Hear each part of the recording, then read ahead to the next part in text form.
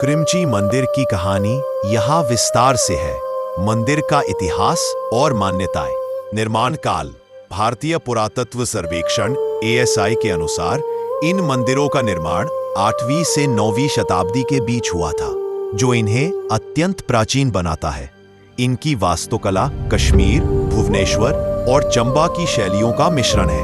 पांडवों से जुड़ाव। स्थानीय मान्यता के अनुसार महाभारत काल में पांडवों ने अपने 12 साल के वनवास और 1 साल के अज्ञातवास का कुछ समय इसी स्थान पर बीरू नाला, स्थानीय रूप से भूतेश्वरी गंगा जलधारा के किनारे बिताया था।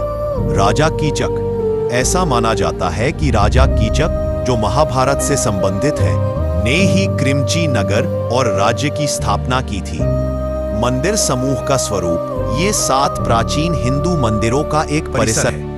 इनमें 4 बड़े और 3 छोटे मंदिर शामिल हैं। मुख्य मंदिर लगभग 50 फुट ऊंचा है और यह भगवान शिव, पार्वती, गणेश और विष्णु को समर्पित है। पुरातत्व विभाग को खुदाई के दौरान यहाँ भगवान विष्णु की खड़ी प्रतिमा, देवी देवताओं की खंडित मूर्तियां और मिट्टी के बर्तन भी मिले हैं। वर्तमान स्थिति यह मंदिर समूह उधमपुर से लगभग 12 किलोमीटर दूर क्रिमची गांव में स्थित है और भारतीय पुरातत्व विभाग द्वारा संरक्षित स्मारक घोषित किए गए हैं। हालांकि वर्षों से ये मंदिर उपेक्षा का शिकार रहे हैं और खराब सड़क मार्ग के कारण यहाँ पर्यटकों का आना मुश्किल है।